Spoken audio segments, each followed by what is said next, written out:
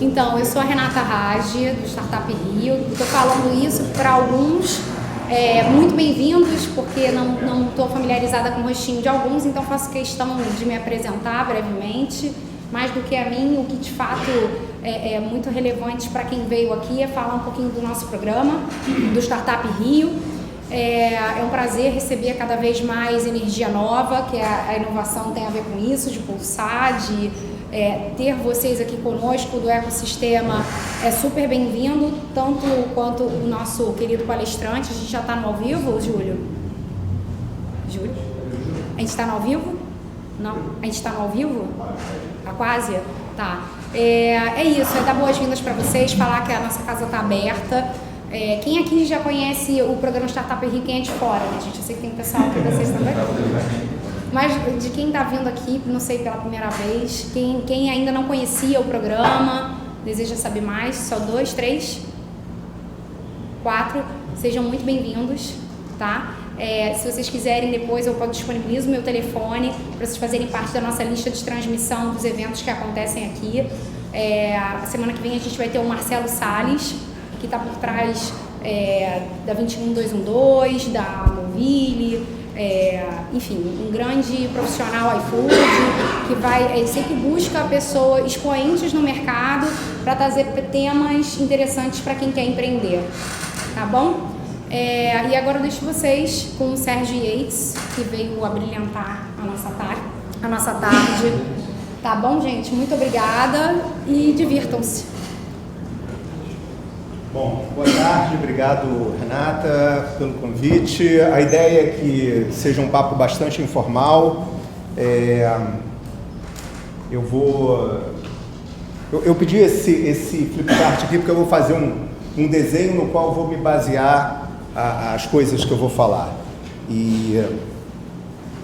Mas eu acho que a melhor maneira de fazer isso é vocês irem tirando as dúvidas o tema é estratégias de fundraising, como é que a gente levanta a grana. Então, vou falar um pouco aonde está o dinheiro, quais são os fundos que estão por aí, falar um pouco da curva de crescimento e as possibilidades, dificuldades, e contar algumas histórias. Tá? Então, basicamente isso. Eu estou nesse não vou dizer na indústria de venture capital, não é bem isso, mas no ecossistema já há muito tempo, trabalhando de diferentes maneiras. Durante muitos anos eu tive uma empresa, essa empresa depois passou por um processo de fusão e foi vendida.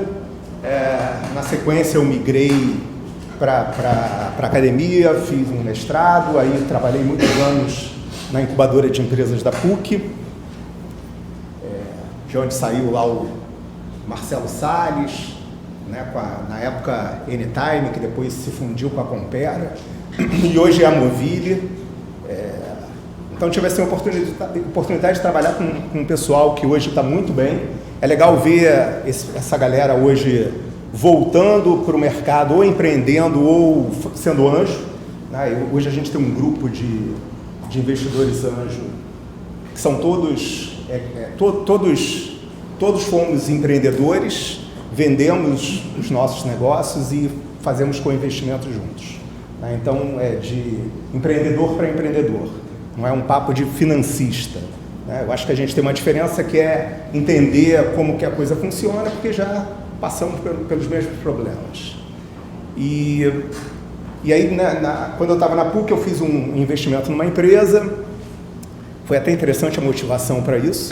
Eu ajudava várias empresas e os camaradas, conforme iam vendendo e tendo sucesso, chegavam para mim: pô, Sérgio, super obrigado, valeu. Eu falei: pô, que pena, como é que eu participo desse processo? Como é que eu me aproprio de parte do valor que eu gero? Aí eu comecei a investir nas empresas. Né?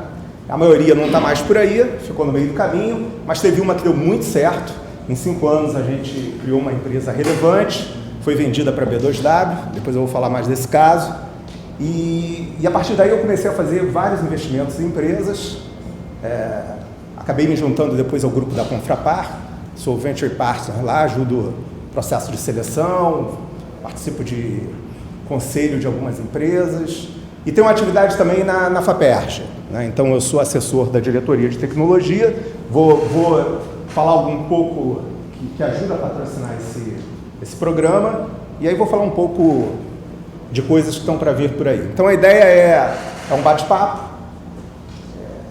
Eu prefiro que vocês perguntem mais, tirem mais dúvidas, do que eu ficar falando aqui, blá, blá, blá. Tá? Então, esse é o roteiro. Quem está no Startup Rio, desse grupo que está aqui? Tá? Então, todos vocês já passaram por um processo de levantar recursos, né?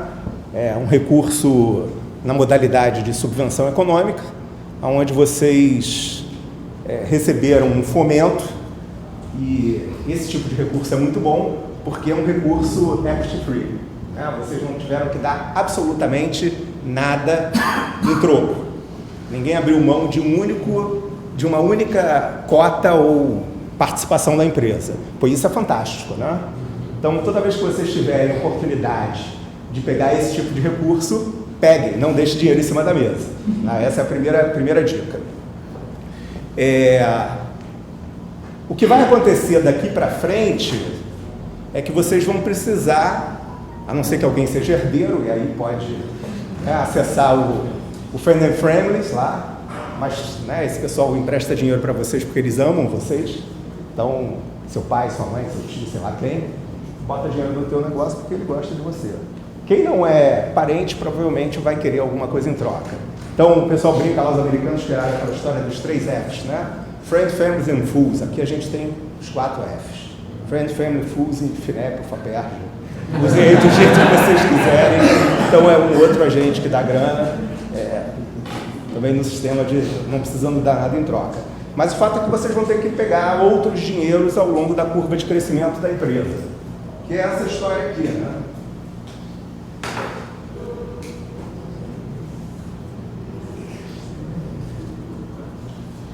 Delta grana, delta tempo, e o que vai acontecer com vocês é isso aqui, ó. Isso daqui é uma curva de crescimento, beleza? Qual é a dificuldade toda que a gente tem que vocês empreendedores têm que se preocupar? Quanto tempo leva isso aqui? E como é que eu vou financiar isso aqui? No momento que você chega aqui, onde você tem a inflexão dessa curva, bom, essa daqui é uma curva ótima, né? Isso daqui pode continuar descendo, você nunca subir, né? Na verdade, você pode fazer uma curva que ela segue por aqui, ou você pode fazer um negócio que vem para cá, né? Quanto tempo leva isso aqui? Como é que você financia isso aqui? E o que a experiência tem mostrado é o seguinte: ao longo dessa curva aqui, você precisa de combustível. E esse combustível é dinheiro, né? Não dá para crescer com dinheiro, só com o dinheiro que a gente tem, não dá para crescer só com o dinheiro dos Friend and Families, não dá para crescer só com o dinheiro da FAPERJ, da FINEP, do Garagem, sei lá de quem mais. Você vai precisar de vários dinheiros. Então, estejam preparados para, ao longo dessa trajetória aqui, estar sempre captando recursos.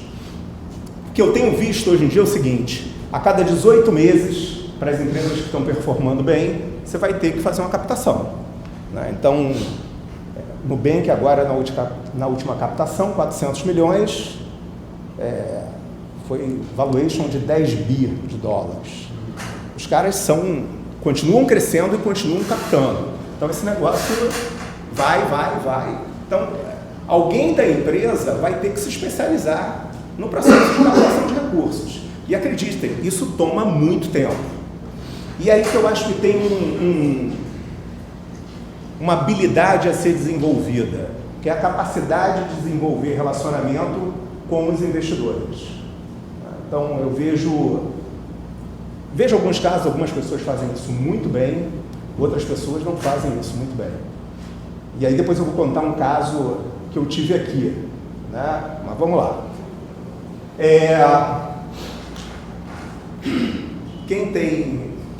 Você tem empresa, eu me lembro de você, de uma das primeiras. Você já fez isso daqui? Já mudou aqui a trajetória?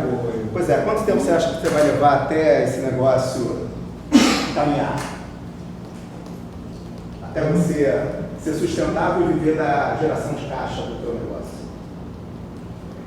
Cara, a expectativa é mais 3 meses, né? Isso aí não vai isso. Mais 3 meses. Né? Mas aí tu mantém um ano, tu tem um ano e 3 meses, né? 15 meses aí. Essa curva negativa. Pois é, essa é uma expectativa bastante otimista. A experiência tem mostrado o seguinte: a tua melhor expectativa nunca acontece e a sua pior expectativa ela é muito boa. Na verdade, acaba sendo muito pior do que o pior caso que você estimou. É sério. Então, reparem que essa é uma conta que, cara, ela é perversa para você. Então, esse processo de você se preocupar em como que você cresce, como a quantidade de dinheiro que você precisa e como você financia é fundamental, tá? Porque o pior que pode acontecer é você rodar sem dinheiro. E é curioso, porque muitas vezes você está muito próximo, tem um evento que você não estava, um evento que pode ser positivo para você e você sequer conseguiu chegar lá, né? O pessoal fala assim, tempo é dinheiro, né? Aqui, na verdade, cada injeção de grana que você está fazendo aqui é um jogo de fôlego. Você precisa ter, né, capacidade de manter o fôlego até essas coisas aqui começarem a funcionar a seu favor. Uma outra dica que eu acho importante é que em cada etapa dessa curva de crescimento, você tem um grupo de pessoas ou de empresas que acaba se especializando nessa etapa de crescimento. Então, vocês devem ter ouvido aí falar de Private Equity, né? O Private Equity é o cara que está aqui está no final da curva de crescimento. Então, você pega Gávea Investimentos, lá do Arminio. Ele não está trabalhando com startup, ele não está trabalhando com venture capital, não é isso que ele faz. Ele trabalha com empresas que ele consegue, na maioria dos casos, já geram caixa, ele consegue usar lá um fluxo de caixa descontado para estimar o valor da empresa, e ele trabalha com muitas empresas que são ali pré-IPO, né? A empresa está antes de ser listada em bolsa, ele faz uma operação de bridge, é nisso que ele trabalha. Quando você vem mais para cá, você tem os caras que trabalham com venture capital. E hoje as 3 principais empresas que fazem isso no Brasil, na minha opinião, Monax, Redpoint e Caseg. São os 3 principais fundos que estão atuando. Fiquem atentos a esses nomes. Eu acho que conseguir pegar dinheiro com um desses caras é uma chancela, tá? É muito bom, eles são caras assim, muito conectados. Monax, a Redpoint e a Caseg, né? São os 3 principais fundos, que são os caras mais bem conectados, que tem... Desespero. Caseg. Acabou de aportar 8,2 milhões. Quem? A Monax. Ela botou no Futuro Burger, né?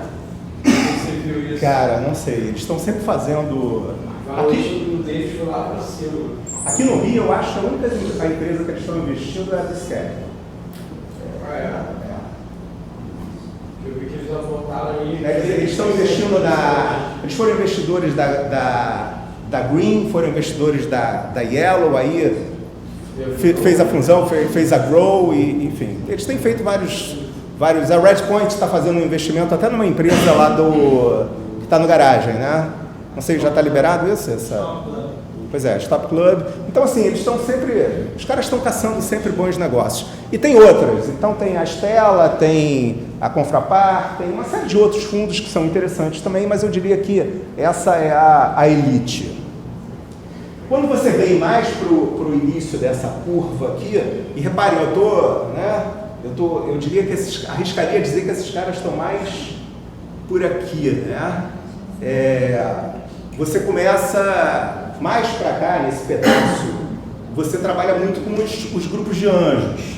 Aí você tem o pessoal da Anjos do Brasil, você tem a Gávea Angels, você tem a GV Angels, e tem outros grupos de anjos bem estruturados que estão aí há muito tempo.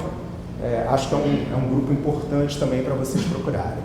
E bem no início, você tem os Friend Families e tem o Fomento. Então essa é o big picture aí da curva. Reparem o seguinte, É legal pegar dinheiro logo no início? Muito no início? Acho que não. Por que não? Porque você ainda não tem muita noção de como gastar, você vai gastar mal. E você vai comprometer muito seu equity. Então, eu acho que são dois aspectos bastante relevantes.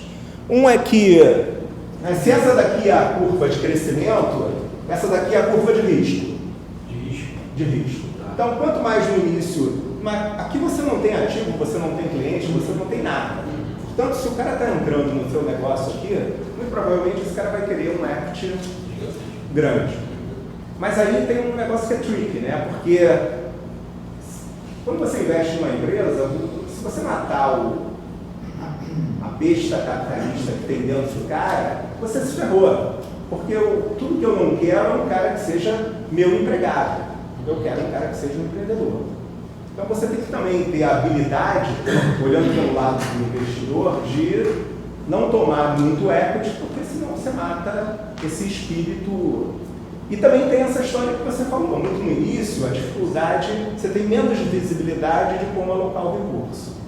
A minha dica é o seguinte, eu não sei exatamente, cada um vai ter que dar o seu jeito de ter o dinheiro para dar a primeira caminhada, mas quanto mais para cá você sentar para negociar, e por isso é tão importante pegar os fomentos, porque o fomento é um recurso mais fácil de você pegar, mas você guarda o equity para negociar para frente.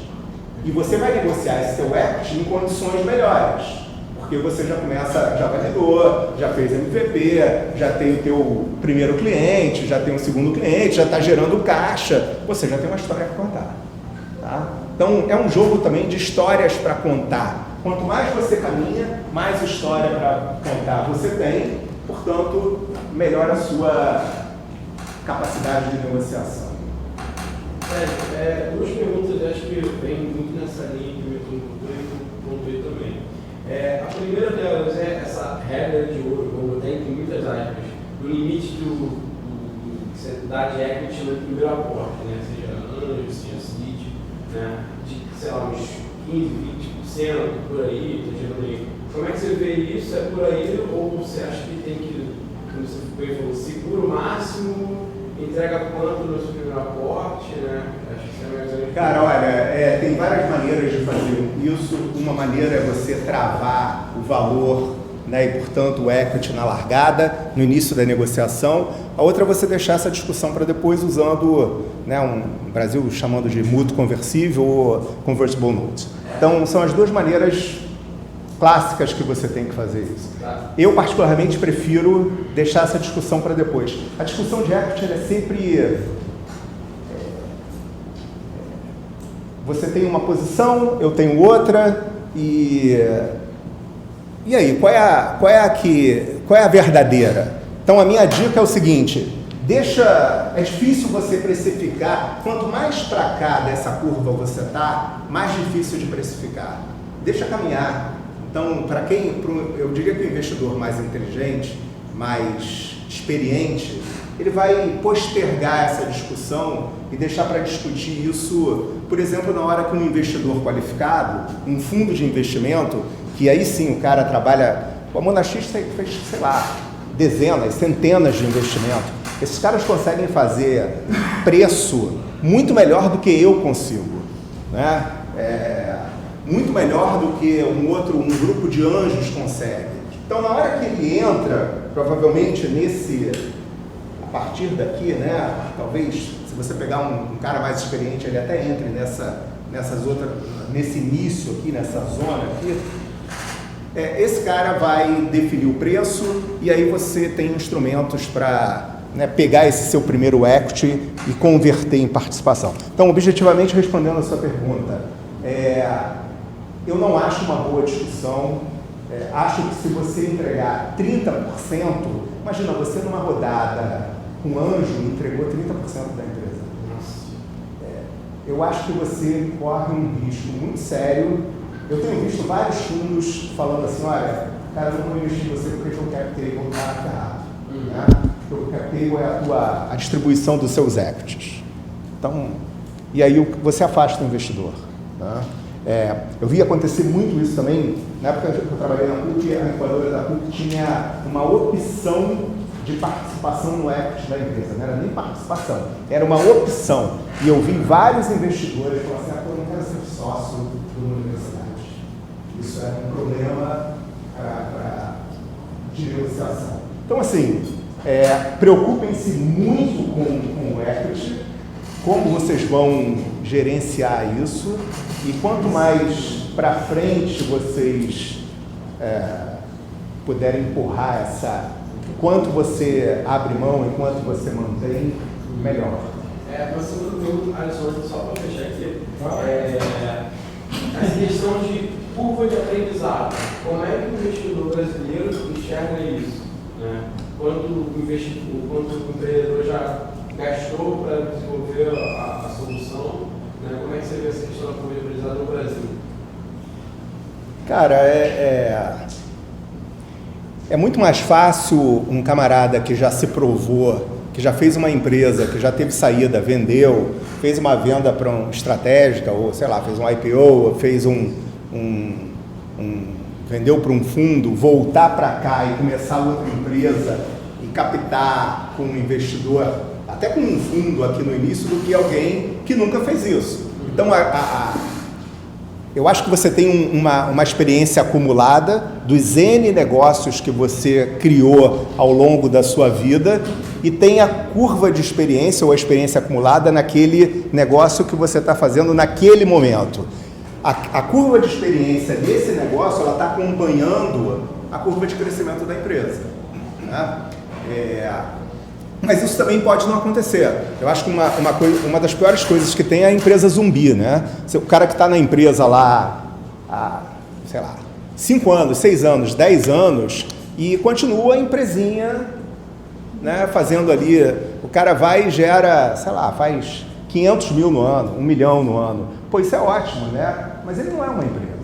Ele é praticamente não nesse mundo de startups, de empresas exponenciais que vão crescer. Mas quem é que está interessado numa empresa de 10 anos que fatura 1 milhão por ano? Acho difícil você convencer.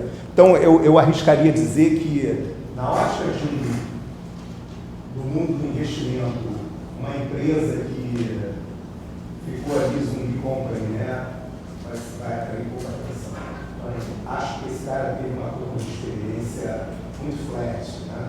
Então, todo esse processo de validação, a metodologia que a gente vê, né, aqui no Startup Rio, que eu vi no Rio Criativo, que o Salles fazia lá na 21, que a PUC fazia, enfim, que todo mundo faz, você tem um processo de validação e o que os programas sempre dizem é o seguinte, galera, vai para a rua, vai validar, vai ver se essa ideia brilhante que você diz que tem, se alguém vai, né, fazer uma coisa muito simples, tirar a carteira e pagar pela sua solução.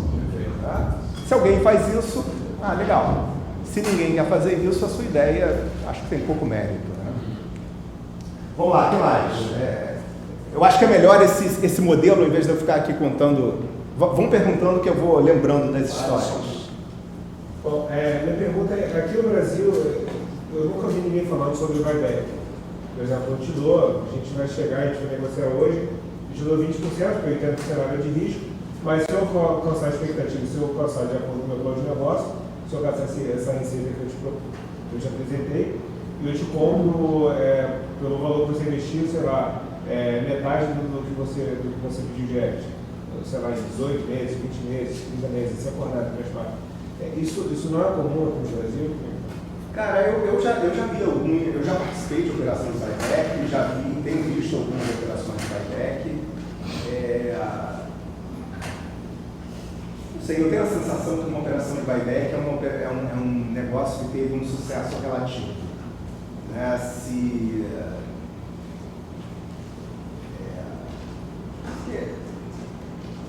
Esse jogo é o seguinte, isso daqui é um jogo de gerar múltiplo.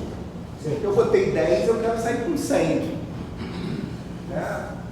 Não faz muito sentido uma coisa é eu sei lá, negociei, fiz uma transação com você, aportei, sei lá, 5 milhões e fiquei com 20% da empresa. Aí na negociação você fala, pô, realmente você pegou mais equity do que eu gostaria. E aí você combina lá com o investidor, vamos fazer o seguinte, se eu atingir algumas metas, eu te vendo, né, de volta 3%, 5%, numa condição especial e fico com os 15%. Eu acho isso razoável, mas eu já vi fundo que começa, tem algum caixa, o empreendedor começa a comprar de volta. E por que razão o investidor vai querer te vender, não sendo essa de incentivo, por que razão eu te venderia um equity mais barato se eu posso vender para um terceiro fazendo muito mais múltiplos? Não faz sentido, entendeu? Eu acho que é uma questão de... Não é a melhor opção. Então, não sendo nessa condição de gerar incentivo para o empreendedor, na minha avaliação, o buyback a empresa não está lá performando da melhor maneira possível. Mas cada caso é um caso. Eu acho o seguinte, vamos supor, se eu te oferecer 20%, eu comprei 20% da tua empresa, aí eu estou no estágio que eu estou em alto risco. Tá? Então é o seguinte, cara, tu tem uma previsão de venda boa, agora, se tu concretizar isso aí, a gente está bem, nós estamos bem, então eu aceito ficar com 10%. Teu ceiling era 10%. Então eu vou aceitar ficar com 10%. Mas desde que tu alcance essas previsões, porque aí tu já está jogando essa regra dos múltiplos. Então aí eu aceito ficar com 10% porque eu vou te regular. Então eu te devolvo 10%, se tu concretizar isso, me der tanto. Beleza, se for, né, isso faz sentido, na minha cabeça isso faz sentido se o que você está gerando de valor aqui é realmente muito fantástico, senão eu prefiro vender no mercado. Né? Uma outra coisa importante, isso daqui é uma corrida de bastão, tá? Então, eu como anjo, eu faço assim, ó, toda vez que um fundo investe numa empresa que eu fui anjo.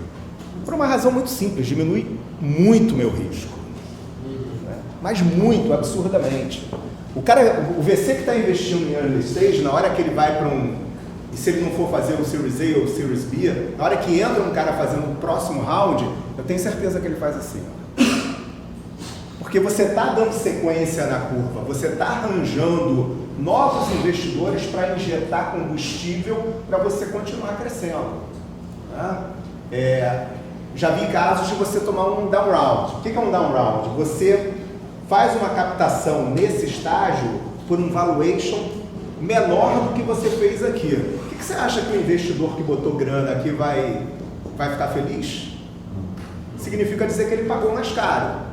E aí, meu amigo, você pode ter certeza que as cláusulas que estão lá no seu contrato, e prestem muita atenção nos contratos, os contratos, minha dica é o seguinte, levem os contratos para os advogados. Nathalie tem andado por aqui, né? Então, conversem com a Nathalie, ela tem bastante experiência, trabalhou na 21, olhem as cláusulas pequenas, olhem as letrinhas. Os VCs são ótimos em fazer contrato, eles têm grana, têm bons advogados e os contratos geralmente são muito bons para eles, né? Não para a gente.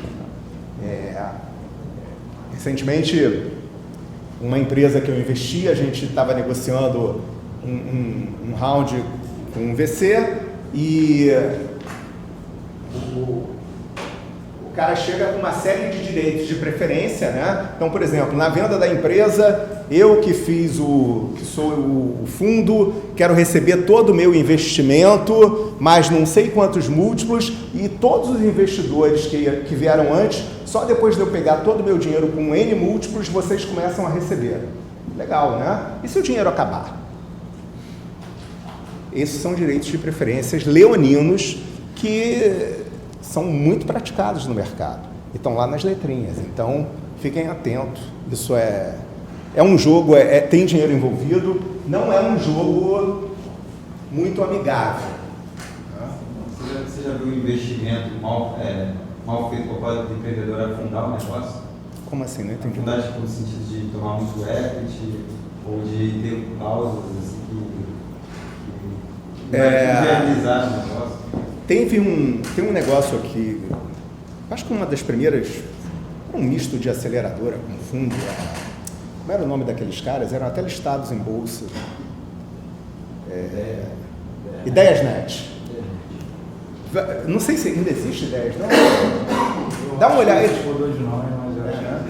A Ideiasnet foi digamos, um dos precursores dessa indústria aqui no Brasil. Chegou uma época que eles tinham, acho que queria dizer que, se não 100, 90%, acima de 90% das empresas dele, a maioria eles tinham 80% do equity da empresa, 90%. Ou seja, todos os empreendedores eram empregados. Né? Não sei se esses negócios estão por aí hoje. Acho que as ações se não foi, deixou de ser listado, devem valer muito pouco. Eu acho que esse é um exemplo, na minha opinião, de um caso que deu muito errado.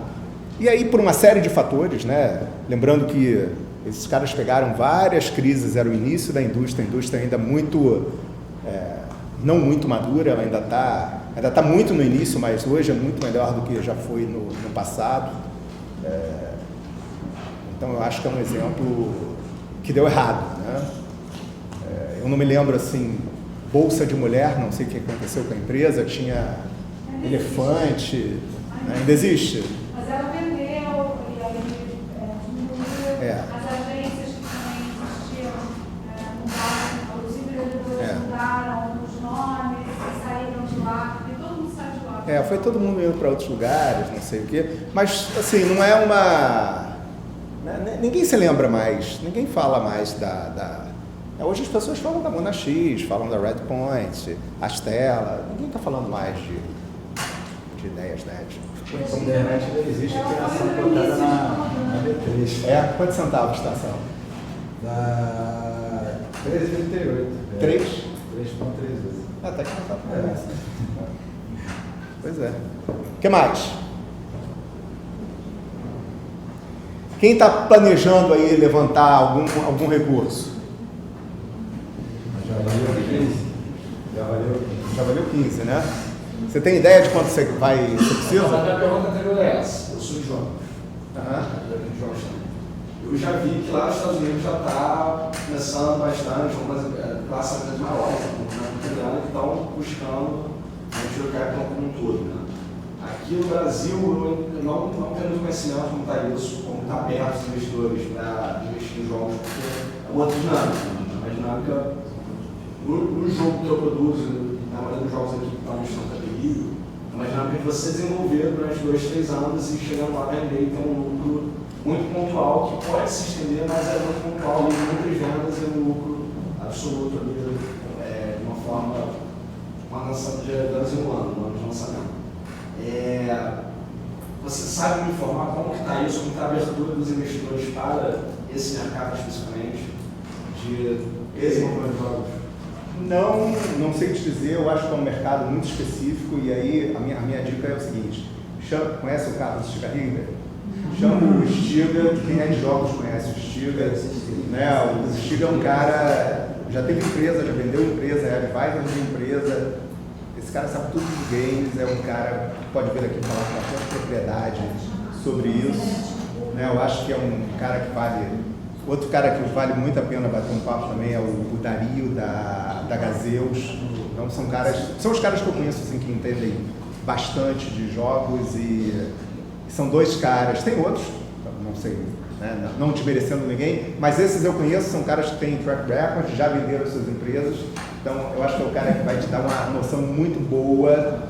O que eu posso te dizer é o seguinte, há uns 2 anos atrás eu estive no Big Festival em São Paulo, fui fazer uma banda, tive a oportunidade de conversar com alguns gringos e ouvi da boca dos gringos falando assim, olha, Brasil é um enorme mercado, é a bola da vez, a gente está super prestando atenção no Brasil e eu não fui no Big desse ano, mas eu tenho visto crescendo muito, cada vez mais interesse. Vocês fizeram um hackathon de games aqui, Fizemos né? a Game Jam esse final de semana, que é um evento que acontece em várias cidades do Brasil e do mundo.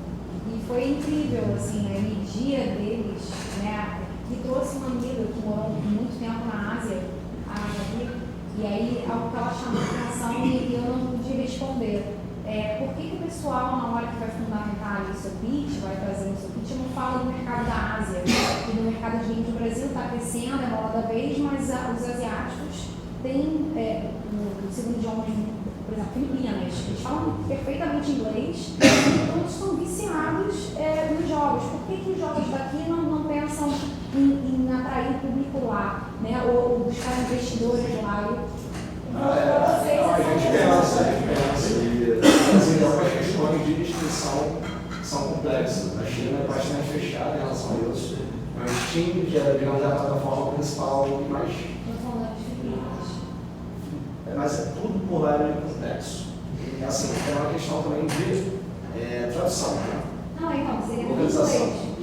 Não, inglês, beleza. A gente já faz jogos E barreira cultural. Então, a Ásia como um todo tem mais 5 ou 6 empresas que controlam a publicação e a organização dos jogos. E é muito difícil adentrar esse mercado se não fosse pelo Big, que chama certas pessoas. Eu tinha o Another Indie, o pessoal lá do Another Indie no Big mesmo. Você fechava alguma coisa com ele, você estava meio que feito para conseguir pelo menos Japão ou Singapura. E aí o mercado é para lá. Singapura também fala inglês? Tem coisa também como lei de... Na própria organização você tem coisas que você não pode, tipo, às vezes você tem que censurar no seu jogo, porque em certo local não pode, e aí para poder vender lá, entendeu? Ou então, por exemplo, se você tiver a sua própria empresa, ou os seus jogos, tiverem, tipo, se tiver uma visão muito de medo da pirataria, alguns países você não pode entrar, porque com certeza no momento de entrar vai vir várias cópias, porque lá eles cagam para isso, por exemplo. E o que veio diretamente de uma dessas empresas, né, uma publicadora lá do Japão, inclusive o evento é da minha empresa, que fez agora. Exatamente. Um dos nossos parceiros é uma publicadora do Japão. E aí uma das primeiras coisas que ele falou para mim, se eu vou falar com os seus participantes, a primeira coisa que eu vou falar para eles é não lance o jogo do Japão. Porque é muito difícil, é muito específico. Sim, tem que ter um trabalho muito extenso em cima de uma, provavelmente, que já existente que o desenvolvedor criou antes, para fazer a parada funcionar nesse país. É a questão cultural, né? Até que a Dani, que é a publicadora de lá, eles solicitaram, uma das categorias era tipo um jogo para Dani. Aí a galera foi fazer. E eles pediram coisas específicas do mercado de lá, é muito diferente, sacou? E também tem isso, um jogo que funciona, talvez nos Estados Unidos e na Europa, provavelmente não vai funcionar no tem lá. Então é realmente uma limitação muito grande sobre o mercado gigante. Eu fui na palestra da Starlit Ventures, que é uma lugar no Brasil que é jogo de celular e tal. Aí o cara botou lá na tela, acabamos de entrar aqui conseguimos entrar na Ásia agora, já metade das vendas deles estão na Ásia. Entendeu? Óbvio que é muito forte, só que também é muito difícil. Então, assim, nesse processo de desenvolvimento e de conseguir distribuir minimamente bem no Brasil, América do Norte e Europa, a gente deixa para um segundo passo isso, porque é uma parada que quando ela tem que entrar de cabeça. Mas eu acho que tem uma questão também nisso, eu vejo acontecer isso não só no mercado de games, mas em outros mercados, é que a gente tem um mercado muito relevante. Né? Então, talvez o que é tão bom, que acaba sendo ruim por um aspecto, que retarda o teu processo de internacionalização, porque é um mercado muito grande. Eu tive em Israel, e aí teve um período que eu toquei a aceleradora da Microsoft aqui no Brasil. Então, estive em Israel conversando com o pessoal e uma coisa interessante quando você conversa com o pessoal de Israel, ninguém pensa em desenvolver nada para Israel, não faz sentido. Os caras, quando desenvolvem alguma coisa em Israel, desenvolvem para o mundo. Ponto, é simples assim. Então, ele não tem opção, ele não precisa se preocupar com isso. Eu acho que aqui não, né? Aqui a gente... mercado interno. Não tem mercado interno. E é muito interessante essa visão de mundo dos caras, né? Então, você vê, a aceleradora da Microsoft lá, todo final de batch, eles levam os caras para fazer o pitch no Silicon Valley, cara. É uma outra dinâmica. Né? Eles captam grana, assim... os caras falam inglês, todo mundo fala inglês, bem pra cacete, né? Não tem essa de não falar. Se você não fala inglês, você não está no jogo, né? Você está fora, porque não adianta você só, né, falar a língua local, porque não tem mercado local. Então eu acho que a gente, por esse lado, tem isso aqui, a gente tem um mercado enorme, o que é muito bom, mas também, em alguma medida, retarda nosso ímpeto de internacionalizar. Né? Deixa eu dar um bisu para vocês. De volta, a FAPERJ vai lançar um edital agora com a Gerrio, tá? São 30 milhões que vão ser colocados na praça para empresas, né? Não sei quem já tiver empresa que já faturou né, vai poder aplicar 3 faixas de projetos, tamanho de projeto, até 200 mil, até 600 mil e até 3 milhões. Tá? Então, sendo que 50% subvenção, na faixa A até 200 mil, 100% subvenção, faixa B 600 mil, 300 mil, 50% subvenção, 50% financiamento, TJLP, e nos projetos de 3 milhões, 50% subvenção, 50% TJLP. Tá? Então, um dinheiro bastante camarada. A empresa já tem que estar captando, já tem que estar faturando. Tem que estar faturando. Tá? Então, é para empresas. Ainda vai ter um nome, né? Mas, dando bizu aqui em primeira mão, fiquem atentos. Em breve. Empresas mais tecnológicas, empresas como essas aqui. Games, automação industrial, visão computacional, empresas baseadas em ativos de conhecimento. Esse é o mote. Cara, a gente teve uma oportunidade, há um tempo atrás, a gente estava com até isso na mesa ainda, que um dos nossos clientes, que o cara propõe ser investidor da nossa empresa. Só que o que acontece? Eu tenho outros caras que são concorrentes dele. Só que essa é uma empresa familiar, mas esse é um grupo de 300 milhões de dólares, é uma empresa que tem um dono, e esse cara, pessoalmente, ele tem investido, só que ele está muito conectado com a empresa que ele é dono, que é nosso cliente também. Como é que você vê essa situação? Tem como? Porque se eu colocar esse cara, pode surgir uma mensagem para os outros que ele vai ter uma visão privilegiada do negócio. Cara, não é um conflito. eu acho que você tem um conflito de interesses claro, né? A maneira de você gerenciar isso é governança. Mas já viu alguém fazer isso? Cara, tem sempre. Todo mundo, em alguma medida, está conflitado, né? Não tem jeito. Já vi vários conflitos que você consegue. Mas é muito assim, o sinal, a sinalização que você dá. Imagina, você desenvolve para Pepsi e vai desenvolver para Coca.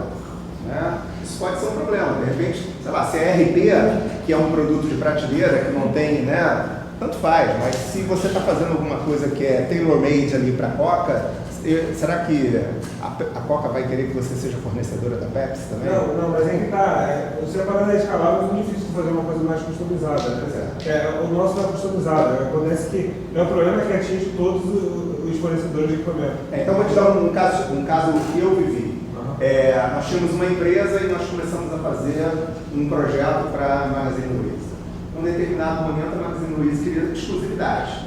Aí a gente, você quer exclusividade? Tudo bem, a gente fez a conta e a conta foi o seguinte: Magazine Luiza, você está aqui e tudo isso daqui é o que vai ficar fora do mercado, é tudo que vai ficar de fora se a gente te der exclusividade. Você vai pagar pelo resto todo?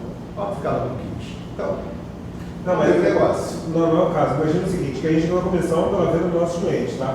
Então, se eu ganho uma comissão pela venda desses caras, esse cara, que é o investidor, que é dono de uma empresa A, ele não quer pegar só da empresa dele. Ele quer o seguinte, ele quer ser investidor da nossa empresa, e aí se eu conseguir o alfabeto todo de clientes, ele quer poder ser investidor de uma empresa que ganhou do alfabeto do B até o Z, entendeu? Você acha que vai ser um problema para as outras empresas? Se souber, eu acho que se souberem que ele é investidor?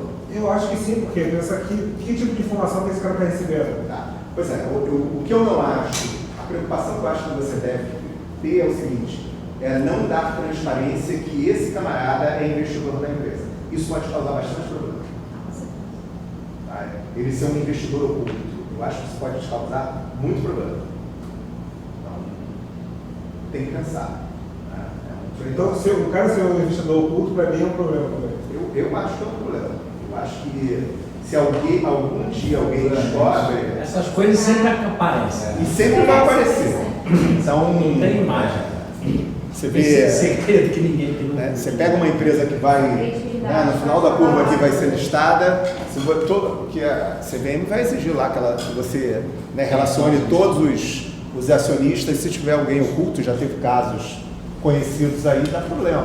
É mais fácil você dizer que ele mas tentar convencer os outros que ele não tem acesso a pagando de errado, etc. Governança. Eu acho que Eu acho que esconder é muito perigoso. Você pode... Inclusive, a gente está ignorando, sabe? A gente deixou de vez esse papo, mas... Um contrato que o cara não pode ter acesso às informações. Mas aí está um contrato, acho que ele não tem. Mas Sérgio, deixa eu pegar a carona nisso aí e fazer uma outra pergunta. Você perguntou aí quem quer fazer investimento, apresentar a sua arte sobre o Comitê de Educação de Startup Rio.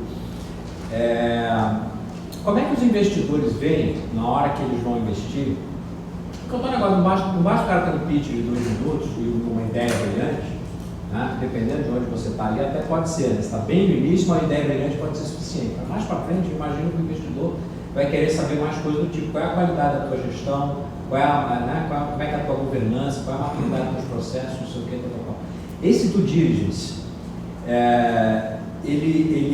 como é que ele varia conforme você está naquele gráfico ali? Ou é um due diligence que é muito financeiro ainda? Pois é, boa pergunta. Primeiro, eu acho que ideia não vale nada. Tá? E não vale nada porque, né, quando você está... A ideia está aqui. Ideia não tem ativo, não tem geração de caixa, não tem nada. Portanto, o risco está nas alturas. Por que né, aquele papo antigo, já tenho medo de compartilhar minhas ideias. Cara, se alguém copia a tua ideia, ainda bem que copiaram, que você nem perdeu tempo tentando implementar alguma coisa que era tão fácil de ser copiada. Né? Do ponto de vista da due diligence, obviamente, quanto mais para cá você caminha, maior é o esforço que você vai ter de due diligence. Né? Reparem que quanto mais para cá, isso é people business, né? Você investe em pessoas. Então, você tem que conhecer quem é a pessoa, com quem ela trabalhou, qual é a experiência. O primeiro investimento que eu fiz, na primeira semana, o camarada caiu de moto e quebrou a perna. Cara, eu fiquei apavorado. Eu falei, porra, porque tudo dependia daquele cara. Né? Então, eu fiquei muito amigo desse cara, né? Eu realmente estava disponível para ele. Ele me convocava, eu ia lá e dava assistência para ele.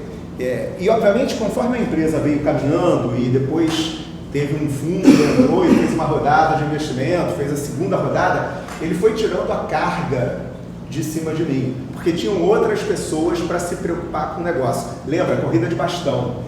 Quanto mais gente aporta dinheiro e começa a se engajar na curva de crescimento da empresa, para esse sujeito que entrou aqui, mais você vai dividindo responsabilidade e você vai ficando muito mais tranquilo. Né? Diminui o peso em cima de você. De volta a due diligence.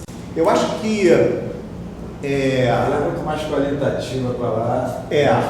E mais financeira, e mais do... Aqui eu diria que é mais em cima é mais conhecimento em cima das pessoas e aqui mais no negócio. E aí você tem que ver se o cara tem, né, como é que está a questão trabalhista dele, como é que está, né, a parte societária. Então tem um esforço para ser feito. Eu diria que no início da curva aqui, né, depois que você cruzou aqui o X, gasta-se pouco para fazer uma due diligence. Tenho visto aí o pessoal cobrando 25, 30 mil reais para fazer uma diligência. Os fundos sempre vão empurrar essa despesa para vocês, né? O camarada diz que não, você tem que arcar com essa despesa. A dica é estabeleça um teto, né? Então a gente paga até aqui, a partir daí alguém vai ter que pagar, não sou eu, empreendedor. Então tem que ter cuidado com essas coisas. Eu diria que tem uma due diligence trabalhista, passivo, né? Buscando passivos trabalhistas. Você tem uma societária e uma tributária fiscal. Então são 3 coisas que eu acho que você tem que se preocupar. Você não acha que é muito pouco isso? Cara, cada caso é um caso. Eu acho que eu tenho visto... Como é que eu faço as linhas investindo muito para cá no início? Eu vou lá, converso com a pessoa, faço uma série de perguntas e meu risco é mitigado na medida em que eu entro fazendo um mútuo conversível. Então, eu tenho, né, é um contrato que eu tenho uma put, se tudo der errado, está lá no contrato que eu pago R$1, fecho, apago as luzes e me desvencilhei do problema. Não compromete teu patrimônio pessoal. Exatamente. Né? Dinheiro, mas... E essa é uma discussão que ainda está em aberto, tá? Eu já conversei com um gestor de fundo que me falou o seguinte, o fundo ele está fundo está aqui, ele tem um portfólio aqui com várias empresas. Qual é o terror do fundo? É um problema que acontece nessa empresa, por uma razão qualquer, ele subir, descer por aqui e contaminar todo o portfólio. Cara, esse é o pavor de qualquer gestor de fundo. Né? Você sabe que juízes são... Juiz, cabeça de juiz. Pois é, então são coisas que podem dar problema. Diego. Eu achei ótimo. Eu sigo algumas pessoas no Instagram, e uma delas, por exemplo, é a Maurinho, presidente da BS Startup. O Amuri. A Amuri foi meu co-investidor numa empresa que a gente vendeu. Isso aí. Aí eu queria saber a tua opinião sobre uma pergunta que ele abriu aqui, 5 reais sobre startups, investimento, anjo, empreendedorismo e vida. Um pouco do que a gente está falando aqui hoje. Aí perguntaram para ele assim, como os sócios tiram a grana para se manterem sem os 27% de imposto? Você como investidorante, o que você aconselha aquele que você está investindo, está nessa etapa de risco? Eu vejo isso aqui ouvindo o papo de vocês no corredor. Algumas pessoas, ouvindo o que vocês falam com os AIs. Como é que aconselha isso? Queria saber a sua opinião.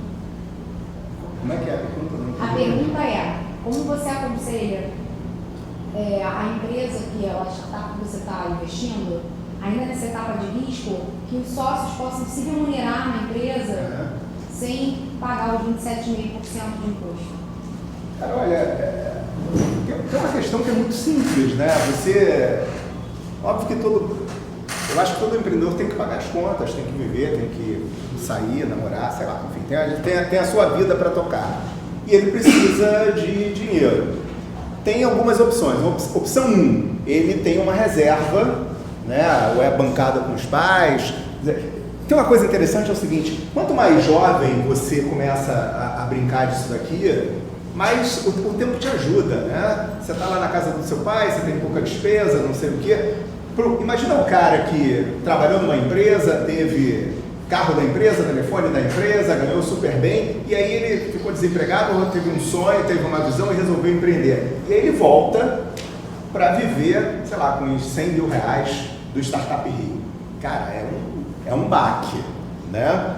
Então, ter a vida para esse cara, eu acho que vai ser mais difícil. Ele vai ter que abrir mão de muitas coisas.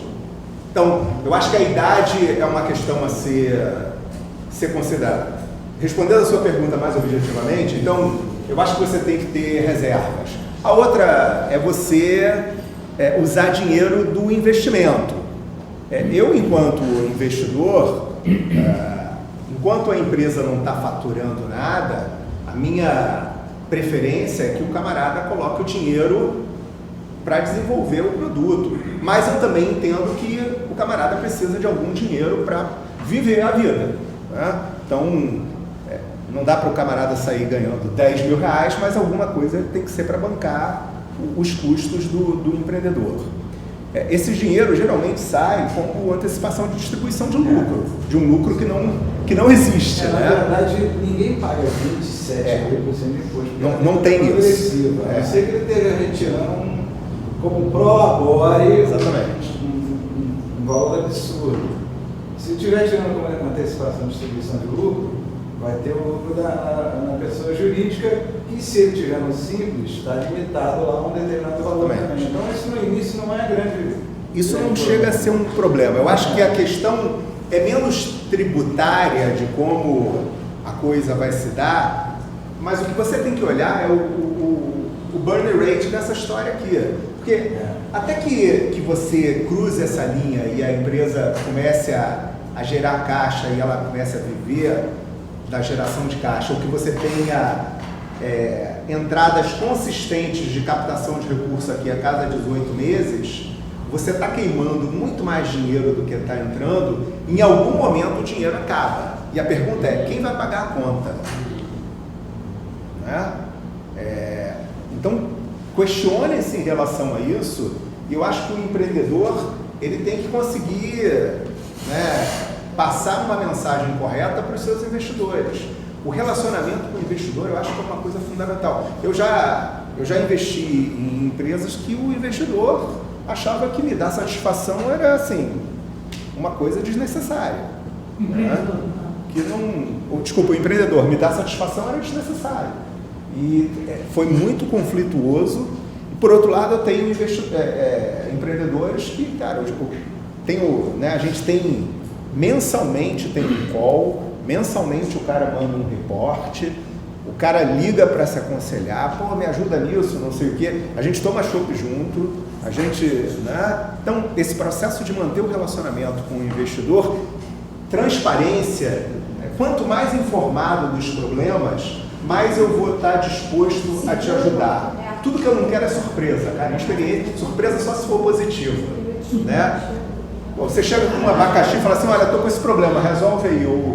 Tá bom, por que você não me falou isso há 6 meses atrás para a gente equacionar o problema e tentar resolver?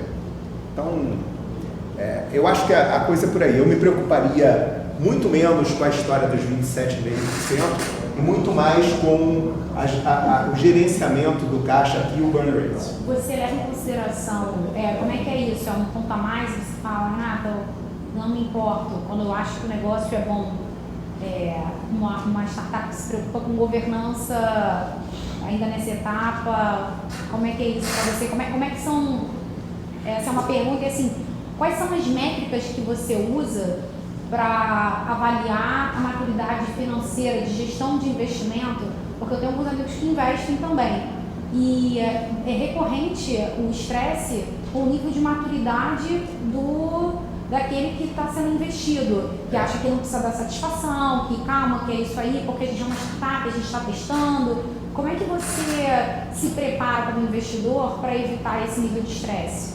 Tem um que você falou que toma chopp, mas tem outro que você falou que não acha que é uma satisfação. Você acorda isso com ele antes? Como é que é? Eu acho que aquela história do smart money, né? Você quando investe, quando você é investidor anjo, e está ali, se você acha que vai botar o dinheiro na mão de alguém e esse alguém vai pegar e vai, né, no final de sei lá quantos anos te dar você entregou 10, o cara vai te devolver 100 e você vai ficar na praia esperando esse dinheiro chegar, você está absolutamente enganado, não vai acontecer, não é assim que funciona. Então o smart money é você botar uma parcela, né, talvez essa parcela de dinheiro para essa parcela de ajuda. E esse é um dos problemas que eu tenho visto por aí. De repente, vocês já perceberam que num determinado momento começou a chover mentor? Todo mundo virou mentor. Né? Agora todo mundo virou investidor anjo. Quantos caras... E tem uma galera também que era o pessoal dos bancos que resolveu, por N razões, começar a brincar aqui. E aí eu já vi vários casos, o cara chegar para uma startup e dá o teu fluxo de caixa projetado de 5 anos. Como? Cara, para que você vai pedir? Só alguém muito desavisado chega para um empreendedor e pede um fluxo de caixa de 5 anos. O cara realmente, fujam desses caras, porque esses caras não entendem nada. Desculpa, mas é pura perda de tempo. Eu até concordo que você faça isso como um exercício de reflexão para você ver possíveis cenários. Mas alguém tomar uma decisão de investimento baseada nisso, eu acho que é. Então, como é que eu faço? Eu sento, eu ajudo, quando eu não sei, eu vou recorrer ao meu network para ajudar as pessoas. O cara que hoje toca é o CTO da Estônia, foi meu investido lá em 2010. Quando a empresa começou a crescer, eu liguei para o pessoal que eu tinha ajudado talvez uns 10 anos antes, 5 anos antes, estava tocando um negócio muito maior, que era a Fero. Falei assim, ô Chicão, faz um favor para mim, recebe o Felipe aí, a empresa está crescendo e ele está começando a ter problemas de dimensão da área de tecnologia.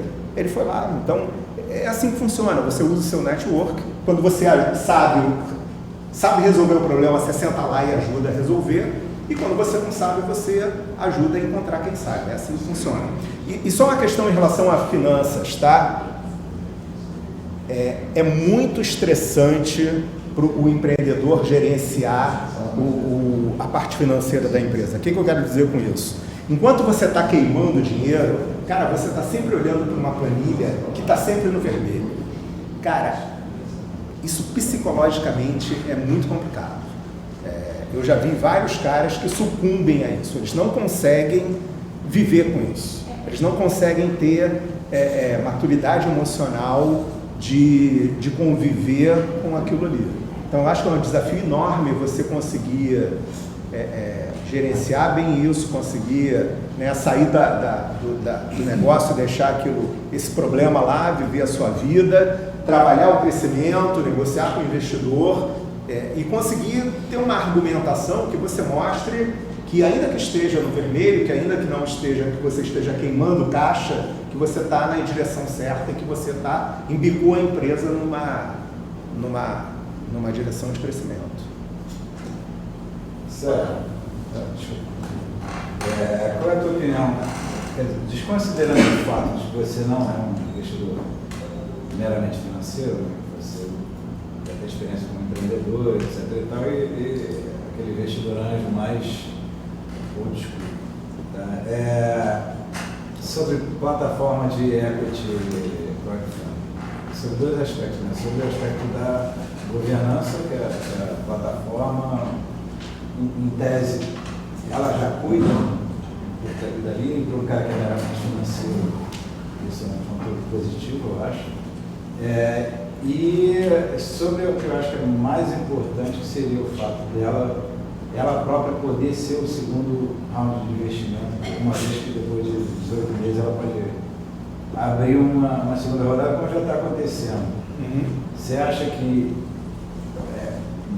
não estou falando sobre a startup não, porque eu acho que a startup é positivo, mas do investidor que está se arriscando ali como investidor anjo. O que você acha? Acha que é uma boa?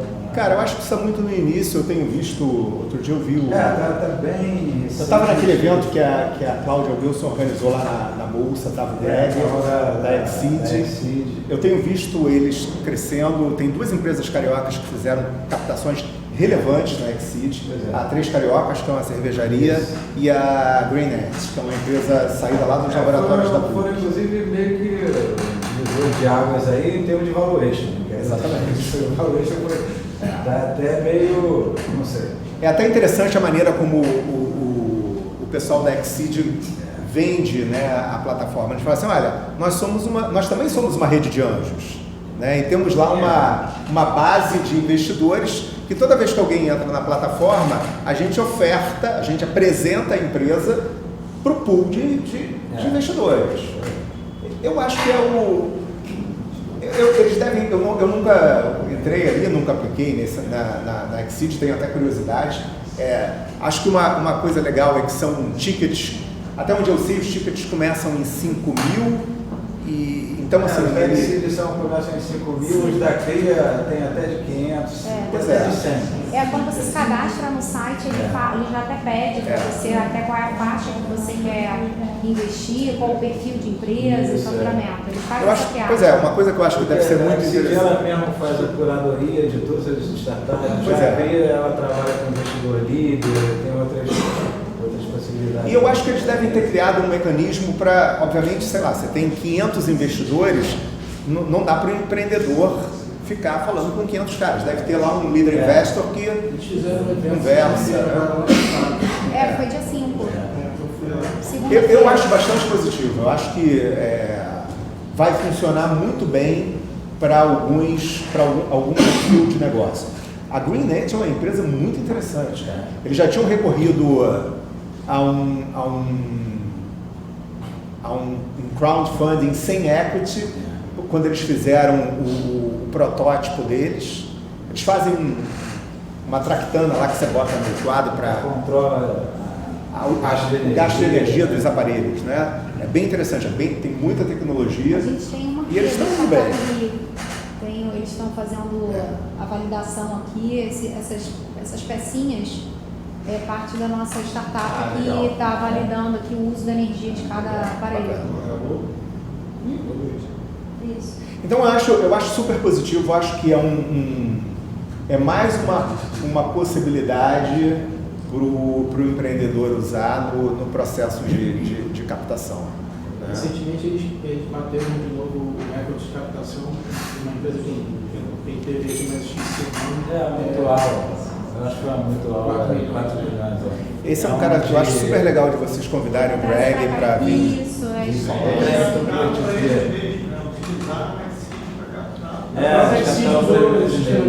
Ah, é? Pô, pois é, isso é bem bacana. Dizem que foi 2 milhões e meio em 7 horas. Foi 2 vezes. E assim, eu tenho visto uma proliferação de atores, né, nessa indústria. Eu acho que agora a gente começa a poder chamar de indústria, ainda está em formação. Eu acho que ela está muito no início do ciclo de crescimento aqui. Ainda tem tem umas regiões assim que ainda é meio velho oeste, né? Os contratos meio malucos, né? Você vê uns caras contando umas cascatas que foi vendido por não sei o quê, e foi uma recompra de alguém, o cara diz que, né, foi uma super venda, não sei quantos mil, não foi bem assim.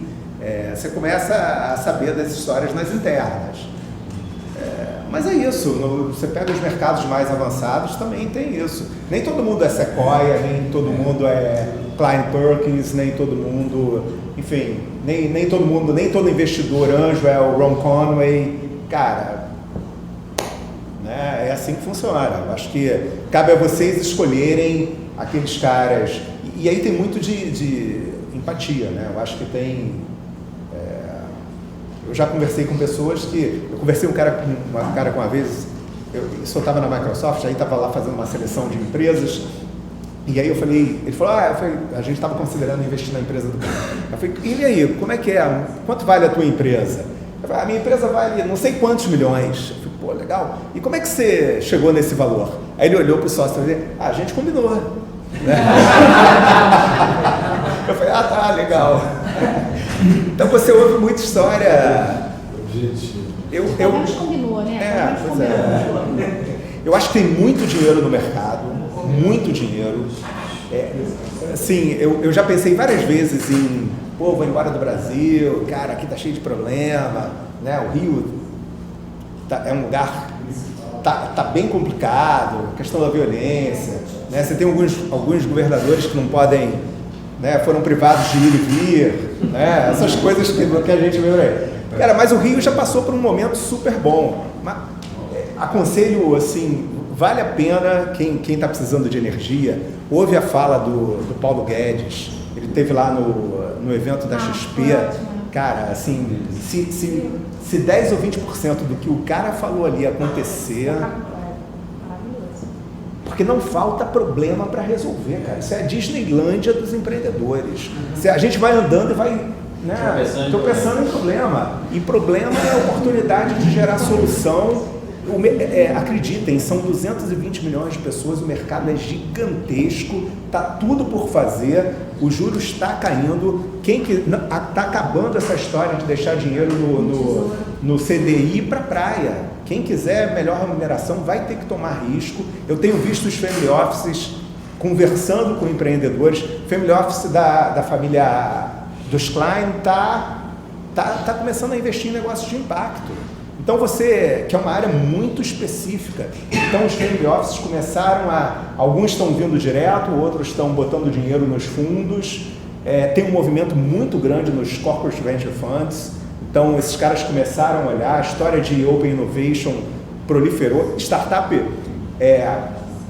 há 10 anos atrás, empreender era meio que para a galera, para o cidadão de segunda classe, né? Quem não conseguia um bom emprego ia lá tentar a sorte empreendendo. Agora está hypado, todo mundo é bacana você dizer que é empreendedor, não sei, tem né? uma banda da década de 90, Pois é isso aí. Então o negócio... E tem muito dinheiro. É curioso, né? Porque é meio... Você tem... O pessoal, mas... Não tem dinheiro no mercado. Tem sim. A questão é que a interseção entre o conjunto da grana e o conjunto dos empreendedores convincentes, minimamente equipados e que vão entregar aquilo que prometem, é pequena essa interseção. A gente tem que empurrar isso para cá. Então, assim, façam o dever de casa, façam a validação, tenham boas histórias para contar, preocupem-se com a sua imagem, né? Então, cara, assim, sendo mais enfático, eu desaconselho que você tem um cara oculto lá, porque isso pode estar problema. A gente nem sabia como é que a gente ia fazer. No momento ele está de lado, cara, mas eu acho que ele também, ele aparecendo também é péssimo pra gente. Né? Acho que vale a pena você também ouvir um advogado para ver. Né? Não, a gente já ouviu o cara sugerindo tá oculto. Mas sujeito problema gramatical. Claro, cara. Então, assim. Se você acredita no seu negócio de verdade, você não vai fugir da CVM. Você não vai fugir de mostrar quem são seus sócios.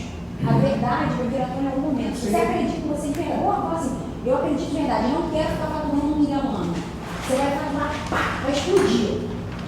O mercado vai perder a credibilidade em você na hora que vem e fala assim, putz, meu, esse cara, o que ele fez com os meus dados? Hoje já tá difícil lidar com assim, tem a piadinha lá, tipo, por que você tá falando baixinho em casa, amor? Porque não quero que a mulher se escutem. Minha mulher riu assim e burrou, entendeu? Tipo, cara. Então, assim, atenção, escuta outro advogado, escuta alguém ligado. Pega uma segunda opinião. Eu acho que a nossa opinião já era não mexer com isso, deixar de lado. Eu acho que a opinião é assim. E assim, muito foco no negócio, tenha um cuidado, né? Eu tive uma experiência, uma empresa começou a caminhar e aí o empreendedor começou a ser chamado para um monte de evento, né?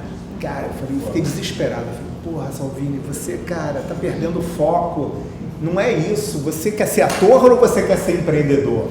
Né? Então, cara, você tem que tomar uma decisão. Então, assim, não se preocupe, cara, se você estiver indo bem, alguém vai chover um monte de gente para... Eu não vejo... Quer ver um cara mais low profile que eu conheço? André Street. Você não vê André Street sarandando por aí. Cara, o cara tá trabalhando. Sabe? O cara tá lá tocando os negócios dele, é super... tudo bem, ele vem de uma escola lá de betos, que são os caras assim, tudo que eles não querem é aparecer. E tem outros caras que querem... São um amigo meu que diz que quando você começa a ver o cara demais em palestra, evento, etc., sai fora... Então tá com muito tempo de sobra. Eu acho legal. Quando é que o cara trabalha? Eu acho legal compartilhar, trocar experiência. Mas tem que ter. E assim, e cuidado também com os caras que podem falar de tudo, né? Você entra no LinkedIn, o cara ele é palestrante, investidor, mentor, empreendedor, professor e tudo mais que ele puder fazer, né? Eu acho até que dá para você fazer isso em diferentes momentos, mas não dá para você fazer tudo ao mesmo tempo. Eu trabalhei com um cara que foi um dos criadores do Gavia Angels. Esse cara era um cara incrível, o Pimenta Bueno, e era um cara assim de Stanford, um cara com pedigree, e você perguntava coisa, ele virava para você acha, cara, eu não tenho opinião sobre isso, eu não entendo disso, eu não sei falar sobre isso. Coisas que eu acho até que ele podia falar, mas ele não tinha assim, o cara não dava palpite, ele não palpitava, ele falava sobre as coisas que ele tinha vivenciado, experimentado, que ele tinha vivido e que ele conseguia falar com alguma propriedade, né? Esse foi um gráfico que eu aprendi com ele, e ele fala assim, fui lá num negócio outro dia, o cara fez esse gráfico aqui e falou que isso daqui era faturamento. Pô, isso daqui não é faturamento, não tem faturamento negativo, né? Isso daqui é saldo acumulado de caixa. Cara, então assim, tudo bem, quem não é financista talvez não... Mas se você vai conversar com um investidor, se você vai levantar grana, cara, você tem que saber que isso daqui é saldo acumulado de caixa, que isso daqui não é faturamento, porque não existe faturamento negativo. Assim, as pessoas, você vê muita gente chutando... Não é lucro, né? Coisa que parece óbvio. Exatamente. Então, os caras não têm os conceitos, não têm o embasamento, e tem muita gente chutando e falando bobagem por aí. Vocês têm que selecionar os caras que vão caminhar com vocês. Diego. Fazer a pergunta fácil. Por onde começa? Eu quero 200 reais, começar a buscar 200 reais, como investidor anjo. Por onde começa? O que eu faço? Bato na porta do VRM, o que eu faço? Cara, eu acho que é um player importante. Tem uma... independente de qual seja a empresa, assim, eles falam assim, eu acho que é relacionamento. Qual é o caminho? Eu acho que o caminho é relacionamento. Você começa com qualquer cara de fundo, por exemplo, os caras têm um site na internet e eles recebem pencas de plano de negócios, de, sei lá, modelo de negócio, seja lá o nome que a gente vai usar, todo mês. Você acha que o cara vai conseguir? Né? Então, é muito mais fácil, né? Se eu te conheço, não sei o que, eu vou passar a mão no telefone e vou ligar lá pro cara da Domo e falar, ô, Felipe, cara, tem um cara aqui que eu gostei muito, dá uma olhada aí, toma um café com esse cara. É assim que eu faço, eu não consigo, né? Eu não sou profissional desse negócio, eu não tenho, eu opero a minha grana, cara, e é pouca grana, então, eu tenho aqui, cara, eu tenho um negócio aqui da XP que eu posso pegar eu aperto um botão e eu estou líquido. Eu vendo o que eu tenho em ação e vou viajar, vou para a praia, vou fazer sei lá o quê.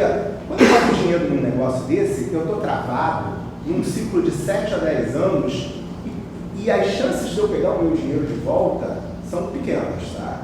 Então, assim, eu tenho que selecionar muito bem, eu tenho que ter, quem tem um não tem nenhum, então esse é um jogo de portfólio. O cara que tem um investimento, cara, esse cara está fazendo uma maior bobagem da vida dele, tá? O cara que investe sozinho é outro cara que está fazendo, não é um negócio que você faz sozinho, é um negócio que você faz em grupo e você tem que fazer várias vezes para você ter alguma chance. Então, quanto mais você entender a dinâmica do investidor, mais você vai conseguir encaixar o teu discurso naquilo que o investidor não só quer ouvir, mas naquilo que ele valoriza no discurso do empreendedor. Quanto mais você validar, quanto mais clientes você tem, quanto mais caixa você gerou, quanto mais experimentações você fez, né? É isso, você tem as histórias para contar. Quanto mais histórias especial positivas, né? E não que as negativas não sejam boas, são sim. A história de alguém falou em curva de experiência, né? E você espera-se que você, no teu tropeço, que você aprenda, que você cometa erros novos. Se você ficar cometendo os mesmos erros por muito tempo, não é ponto para você, né? Beleza? Uma pergunta. Ainda nesse aspecto financeiro, porque eu não consigo desassociar o estresse emocional, muitas vezes está associado a uma má gestão financeira.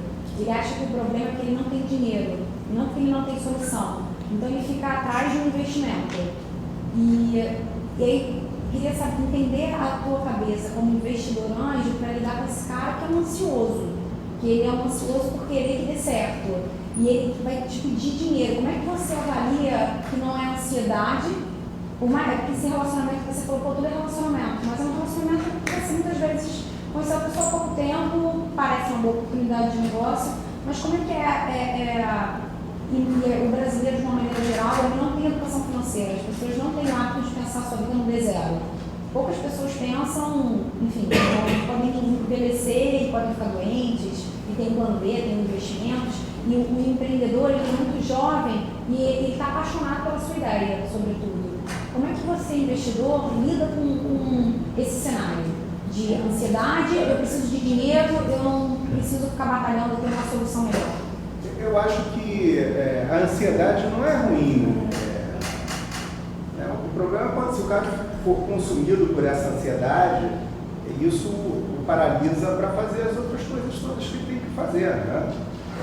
A preocupação porque, Renato, é o seguinte, se você tiver, cara, se você está crescendo, você vai, você precisa de dinheiro para ir para São Paulo, para expandir em São Paulo. Aí você está em São Paulo, você precisa de dinheiro para ir para a Argentina. Aí você conquistou a Argentina, você precisa de dinheiro para ir para a Europa.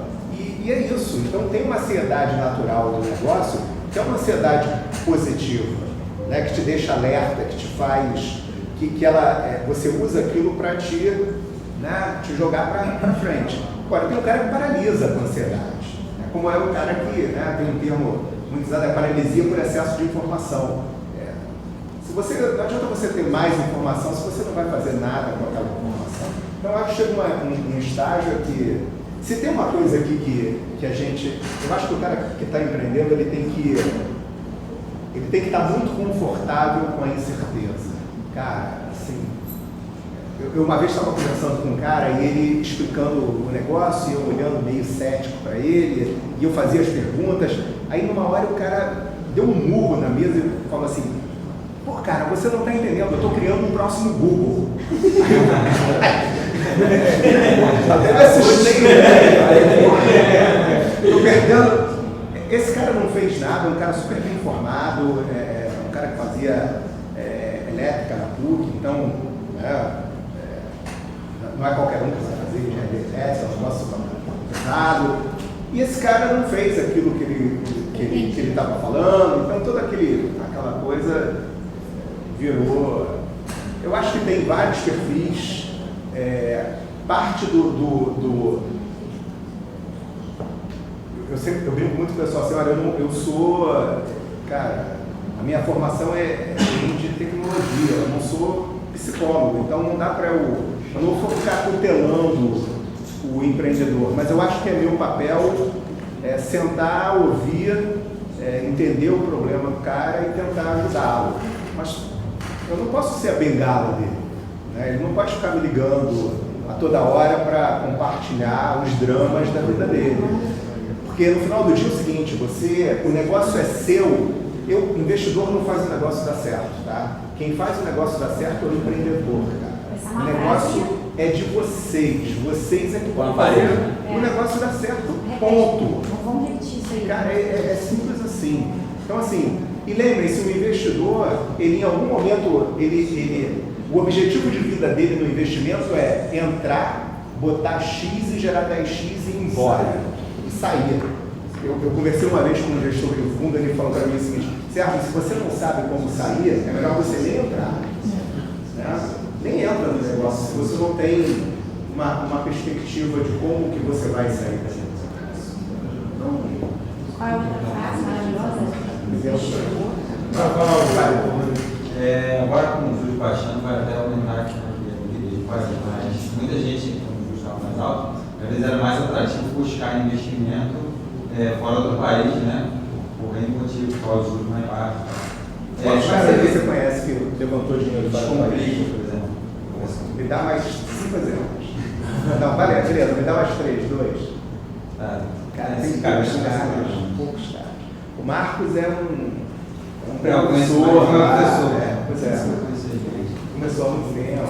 Exatamente. Mas como é que você vê esse mercado, assim, na comparação assim, do investidor nacional do investidor internacional? Como é que você vê? Você acha que hoje em dia não tem possibilidade? O que eu tenho visto é o seguinte: é muito difícil o cara de fora, seja investidor anjo, seja fundo, chegar aqui e fazer investimento direto. Tá? Então, você pega lá o Eric da Monax, ele é mega conectado no Vale. Então, o que eu tenho visto é o seguinte: a Monax faz o primeiro investimento e aí ele está parcerizando com um fundo de fora que faz o follow-on, faz o Series B. Tá? Então, se eu não me engano, o fundo do Peter Thiel fez um investimento na Juros Brasil, que é investida da Monax. Não tenho certeza disso, mas eu vi um papo que eles estavam negociando. Se você vê vários Series B da Monax foram feitos por fundos do Vale. E todas vão... Essa é a dinâmica, né? Eventualmente deve ter alguém que vai e faz uma captação fora. Eu percebo também uma facilidade maior. O cara foi e fez um MBA em Stanford. Né? É um cara que, né, teve lá um carimbo, desenvolve uma rede de conhecimento ali. Esse cara acaba tendo uma facilidade. O pessoal da Volante está levantando um round de 16 milhões de dólares agora com o SoftBank. Né? Cara, é relevante. Então você começa a ver. SoftBank entrou no capital agora do Banco Inter. Primeira vez que eles entram numa empresa listada. Então, assim, esses caras estão com, sei lá, fazendo fundos de $1 bi. Cara, é muito dinheiro. Então, eu acho que vai ter. Estão montando o maior fundo. É 1 bi ou 100 bi? É 100 bi, não é 1 bi, é 100 bi. 1 bi todo mundo faz, é 100 bi. De dólares. De dólares. Diga. Completando um pouco a pergunta lá do seu ambiente, tem algum lugar, alguns eventos ou algum ambiente que você acha interessante a gente frequentar para começar essa relação com o investidor? Ou é conhecido, desconhecido e você vai tomar um café e... Cara, eu acho que é muito assim, é conhecido, desconhecido. Eu tenho visto... outro dia aconteceu um negócio interessante, teve um evento da GV e aí eu fui lá no Caio. Pois é, então, o Caio... Então, via no que a gente está propondo do Startup Rio, tipo, vir aqui na Jam Session, entendeu? A gente está trazendo... o Caio está vindo com a Cátia Tocoro falar do IBGC, o caderno de governança para startups e scale-ups. Pois entendeu? Então, é isso aí. Então, o Caio está lançando um curso de... Maravilhoso. Private Equity, Venture Capital e investimento em startups. E aí ele organizou um evento na FGV e eu fui lá nesse evento, não sei o quê. E por acaso foi um evento que eu tinha... Eram 2 blocos, o pessoal que estava falando no primeiro bloco não era muito do meu interesse, e eu fui para o segundo bloco. E aí eu cheguei lá, cara, quem que eu encontro? Tava o Eric, que é um dos fundadores da Monax, tomando um café também. As pessoas estavam incríveis. Cara, eu fiquei uns 20 minutos conversando com o Eric, só eu e ele, sem ninguém para interromper. A gente tinha participado de um deal alguns anos antes. Falei, pô, Eric, você se lembra de mim? Não sei o quê. Lógico que eu me lembro. Você é um dos nossos anticasos. Né? É o cara que a gente ia investir e acabou perdendo o investimento para um outro fundo.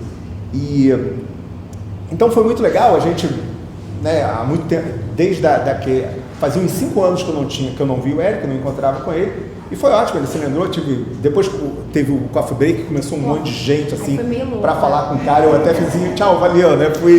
Fui embora. Mas nossa, então assim, frequente esses eventos, veja quem vai falar, arranja. Os caras geralmente acabam sendo muito assediados, né? Se você conhece, faz lá um inventário no LinkedIn do sujeito. E cara, é isso, vai mantendo o relacionamento. Se alguém se interessou, mantém o cara atualizado, né? De tempos em tempos manda uma mensagem pro cara, olha, avancei, estou com uma dúvida aqui, me ajuda nisso. Cara, eu procuro, ontem mesmo eu estava tomando um café com um empreendedor da Juditech, que era do Founders, eu ajudei ele lá. Eu estava lá na história do Founder, conheci ele, não sei o quê, e há 1 ano que eu venho, de tempos em tempos ele me manda um e-mail, diz como é que está, me mandou o deck atualizado, é assim que funciona. Né? Curiosamente, ontem eu falei com uma outra pessoa que começou a falar, esse cara tem um business de precatórios, né? Comercialização de precatórios. Nossa, tá forte. E aí ele virou e falou assim, pô, você ainda tem contato com o pessoal da Juditech? Eu falei, tenho, por acaso eu tive contato, mandei o deck do cara, que eu tinha umas 2 horas antes tomado um café com o sujeito, olha a coincidência. Né? O que vai acontecer? Eu não sei, mas eu passei uma informação para um sujeito que tem grana, tá vendo negócios e tem eles comercializam criptos e estão querendo entrar no negócio de precatório, juntando com cripto, não sei o quê, não sei lá o que o cara vai fazer, mas enfim, eu sei que pode ser que gere alguma coisa. Relacionamento, né? Então, manutenção do relacionamento. Boa tarde. Um pouco em relação à participação, na CD participação da empresa, da ideia, do produto. Mais ou menos 1 ano e meio eu venho desenvolvendo um projeto e está só no papel. Como você me falou, uma ideia não vale nada, então está só no papel. Por que você está levando tanto tempo para desenvolver o negócio? Porque é uma ideia assim, para mim que não tem experiência nessa área de startup, de tecnologia, não tenho formação na área, eu sou um amante disso tudo aí, eu venho pesquisando e eu queria desenvolver algo que fizesse sentido para mim e para outras pessoas. Mas como eu não tinha base em nada, né, eu venho fazendo bastante pesquisa e vendo como eu poderia construir esse projeto. Seria uma fintech de crédito sem juros. Bem complexo. Então, vim pesquisando e encontrei uma aceleradora, né, que ela não é questão de investir dinheiro, ela investe tempo para ajudar a empresa a tirar a ideia do papel. Por acaso ela sai do papel? Exatamente. Muitas das pessoas com quem eu falei falaram que seria impossível, que o negócio, a ideia que estava propondo é impossível de acontecer. Mesmo assim, eu falei, eu acredito, aí eu apresentei para essa empresa. E eles me retornaram muito empolgados, gostaram muito, mas falaram que para me ajudar a fazer o MVP, a validação, esse processo inicial, captar investidores, eles precisariam de 5% da ideia, não sei de nada, né? E aí, o que te apareceu? Então, eu queria... 5% de nada é nada. Não, parece um bom negócio, né? Uma experiência, né? Eu queria entender, é válido você, mesmo que seja apenas uma ideia, mas que você sabe que ela tem muito potencial, 5% é justo? Cara, eu acho que você deve ter uma boa argumentação, porque você apresentou uma ideia para alguém e esse alguém se interessou em botar esforço e pegar 5% de nada, né? Sim, eu acho que é uma troca justa. Nesse momento, se amanhã ou depois o teu negócio virar um billion dollar company, esses 5% vão valer muito dinheiro. Pode ser até que você se arrependa, mas nesse momento... eu tenho uma história muito boa para contar. Alguns anos atrás, no investimento, eu fiz um investimento e aí peguei uma participação relevante e o negócio foi caminhando, a empresa foi crescendo. Num determinado momento, os investidores viraram e falaram assim: pô, Sérgio, a gente acha que você não é mais tão importante assim no negócio. Então a gente queria renegociar a tua participação. Eu falei, que legal, né? Eu agora não sou mais importante. Bacana, eu só queria dizer o seguinte: você está aqui hoje porque eu acreditei em você lá atrás, quando era uma ideia. Então, não tem negociação nenhuma. Se você me quiser fora, você compra a minha parte. É a única condição. Eu já tive um caso também, logo que eu comecei a fazer investimento, eu fiz muita coisa no fim do bigode. Não tinha contrato, não tinha nada. Aí eu já tinha botado dinheiro, o cara virou para mim e falou assim: olha, você tinha se proposto a fazer uma série de coisas que você não está fazendo. Aí eu não sou bobo nem nada, eu tinha um papelzinho lá, eu falei: olha aqui, não é um contrato, mas é um e-mail com que eu disse que eu ia fazer. Tem alguma coisa aqui que eu estou deixando de fazer? Mas a gente queria, renegociar. Eu falei: faz o seguinte, cara, esse eu me dei mal. Depois de trabalhar um ano, eu falei: devolve o meu dinheiro, não precisa me dar juros, correção monetária, a gente não tem contrato, tudo bem, e eu vou perder um ano de trabalho, mas eu acho que a gente não precisa, não faz sentido a gente ser sócio. Então, estou te contando 2 casos, assim, mais traumáticos. De volta ao teu negócio, você conseguiu convencer alguém a botar esforço por 5% de nada. Está me parecendo que é um bom negócio. Eu toparia, vai. Pois é, de uma empresa de crédito sem juros. Porque, como uma vez, muitas empresas, tudo parte de uma ideia. Tudo parte de uma ideia. Tudo você vai fazer. Uma Uber da vida, uma Remini da sua... Mas o problema, cara, é que... Desculpa, seu nome? Tiago. Desculpa te interromper, mas é importante. O problema é que a ideia não vale nada. Esse cara está apostando em 5%, não é na ideia. Ele, de alguma maneira, ele percebeu que você tem alguma capacidade de execução. É isso que vale. Né? A capacidade de você transformar aquela ideia em alguma coisa. Mas acredite, se ao longo dessa caminhada aqui, esse cara perceber que você não é o cara, ele vai te abandonar. Ele vai falar: tudo bem, eu vou perder 5% de nada, mas segue a tua vida, cara. Ele não vai mais botar esforço nem tempo em você. Essa questão também dos 5% de nada, e pode ser, como você falou, pode crescer muito e você perder 5%, mas de repente, se você não tivesse dado aquele 5%, você nem cresceria. Não seria nada mesmo. É isso aí. Então, é uma discussão difícil, né? Quanto você ajudou, quanto você foi importante. Eu acho que é muito pontual. E é isso. Você é de tecnologia? Eu não estou achando que, em relação que é muito. Eu quero dizer se assim, é justo. Eu diria que tem sido o padrão do que as aceleradoras estão negociando. 3 a 5%, algumas um pouco mais, já vi casos de 8%, mas é isso, né? Eu acho que fica aí entre 3 e 8%, é razoável. Em relação à minha formação, eu sou formado apenas na área de construção civil. Eu trabalhei minha vida toda como empreiteiro de construção, mas sempre gostei dessa área. Então, tenho procurado administração de empresa, que eu sei que é fundamental daqui a pouco, e gestão de pessoas, é algo que eu também tenho feito, porque eu também trabalho com multinível, eu trabalho com muito grande multinível, então aprendi a lidar com um pouco de pessoas. Então não tem formação em tecnologia, Pois é. não sei. Deixa eu te perguntar, eu vou te explicar por que eu estou perguntando isso. O que eu tenho visto, até estava comentando com o Léo aqui no início. Todo mundo resolveu fazer empresa de tecnologia. Está na moda, é exponencial, vai dar grana, vai atrair investidor. Só tem um probleminha. Um monte de gente quer fazer empresa de tecnologia e não sabe nada de tecnologia. Curioso, né?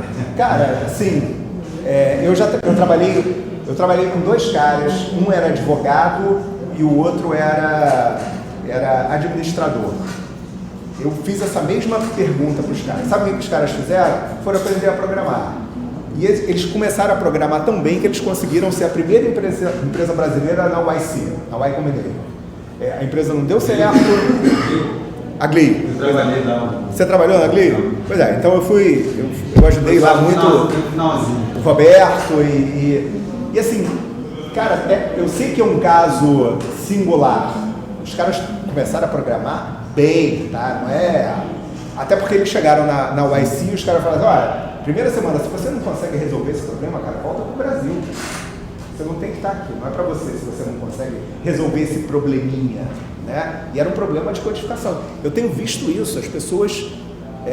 eu acho que essa não é uma solução para todo mundo, mas se você quer fazer um negócio de tecnologia, desculpe, você não vai conseguir encontrar uma software house, um developer, sei lá quem, que você vai contratar para desenvolver a tecnologia para você. Eu acho isso pouco realista. Então, ou você aprende a tecnologia ou você vai arranjar um co-founder ou alguém que é de tecnologia, né? Acho difícil isso. Você não é de tecnologia, ou é? Não, eu fui formado. Pois é. Como é que você está dando o teu jeito? Eu acabei trazendo, porque eu afastei da tecnologia, trouxe sócio founder. Isso aí. E nesse processo, quanto você deu? Você deve ter dado uma parcela lá de equity, porque você tem que atrair o cara.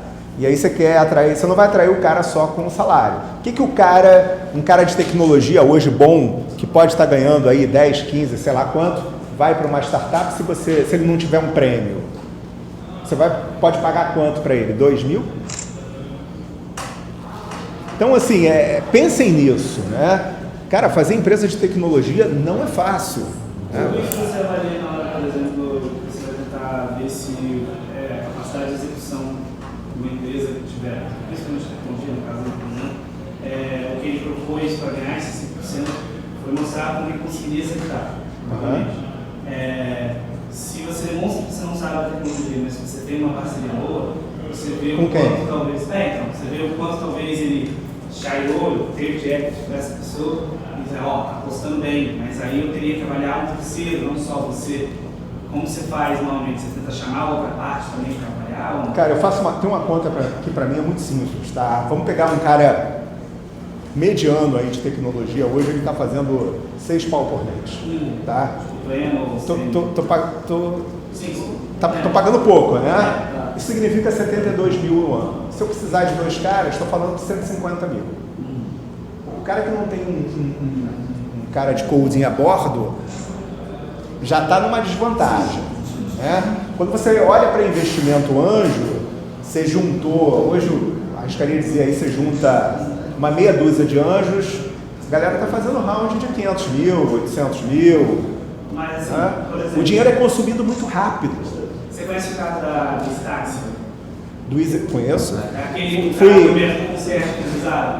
Fui mentor do Detalhes no Startup Farm há muitos anos atrás. Por exemplo, eles começaram sem a parte do GPS, sem um aplicativo, eles faziam tudo por telefonando para os pontos de táxi. Offline, é isso aí. Offline. Eles conseguiram os 250 mil primários deles, os primeiros 250 mil, depois de ter um certo MVPT deles apresentável, de que o quanto já tinham conseguido um lucro ou de clientela, que pedia, não tinha nem a parte do GPS, falava, ligava de novo, falava, aí chegar botava um feedback na uma aplicação rápida de quanto ia chegar em tempo hábil, porque eles tinham ligado com uma ponte de táxi mais próxima. Beleza. Como é que é o nome? Rudá Moreira. Rudá. Cara, olha, eu tive lá, eu vi isso acontecer, tá? Eu vi o Thales fazer. Thales é um cara que vem de comunicação, ele não é um cara de tecnologia. Aí no dia quem estava tocando, o Felipe Matos estava ainda lá no Startup Farm, não sei o quê. Ele veio, até quem deu um problema, eles perderam o espaço, quem ajudou eles foi o Cláudio Nazajon, arranjou um espaço lá, fez o evento, beleza. No dia do Demo Day, o Thales trouxe um motorista de táxi. E aí fez aquela encenação, ele é um cara bom, bem articulado, fala bem. Cara, não tinha nada de tecnologia. O que eu olhei aquilo e falei assim, pô, eu achei esse cara mó garganta, né? Podia ter investido.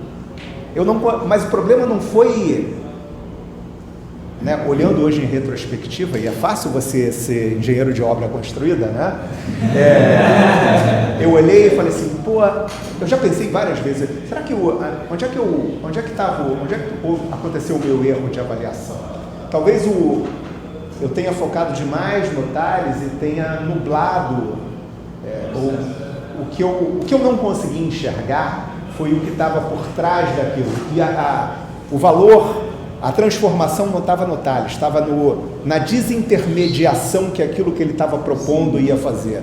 Cara, eu não consegui enxergar o que ia acontecer com as cooperativas de táxi, eu não consegui enxergar nada. A única coisa que eu consegui enxergar, na verdade, foi um cara que eu vi ali que tinha um negócio interessante que eu olhei, pô, esse cara não é de tecnologia, tá querendo fazer um negócio de tecnologia, e me pareceu um pouco showman demais, eu não achei que ele entregasse. Mas o ponto-chave, por exemplo, tentar entender o primeiro investimento deles de 250 mil, exatamente onde eles iam botar para realmente decolar. Seria a caso da tecnologia de GPS e tal. Quem investiu, por exemplo, naquela época... Eu acho que fez uma puta aposta. Ou teve uma visão que eu não consegui ver. Na verdade, eu não acho também que eles sejam difícil, cara. Tecnologia. Eles são um modelo de negócio. Também. O aplicativo é uma bobagem. Ganhar já venderam. Você vendeu pro cara que faz. Não, intensivo em tecnologia. Acho que ele ganhou dinheiro quando ele entrou, a Rocket entrou. Sim. Ele já fez, eu acho que ele fez a grana ali. Hoje eles são da Campfire, exatamente. Mas, cara, é muita aposta, né? O principal caso de sucesso foi a CIV, a gente vendeu para a B2W, e também foi uma mega aposta, porque era o trabalho de conclusão de curso de um cara que estava acabando informática na PUC, cara. Então o cara veio conversar de bermuda comigo, eu falei, tá bom, vamos lá, assinei um cheque. Hoje eu olho isso e falei, qual foi o teu processo decisório? Nenhum. Eu simplesmente... Na verdade tinha um cara, na época eu dava aula na PUC, e teve um cara que ia ser sócio do Felipe e acabou me dando a dica. E era um cara que tinha sido um aluno muito bom, eram os meus critérios, né? Tinha sido muito bom, não sei o que, e eu confiei no cara. E assim, eu me lembro eu sentando com o Felipe, a gente falou, tá bom, legal, o que a gente vai fazer com esse crawler aí? Onde a gente vai usar isso? Aí a gente, vamos fazer em e-commerce, gerenciamento de preço em e-commerce, legal. Aí eu conheci uma menina, Maria Clara, que estava trabalhando na Magazine Luiza. Eu passei, olha o networking, liguei para Maria Clara e falei, Maria Clara, olha só, dá para você receber a gente aí? A gente está montando um negócio aqui, a gente não sabe nada de e-commerce, ajuda a gente. Aí a gente foi lá, ela deu umas super dicas, aprendemos um pouco com eles, não sei o quê.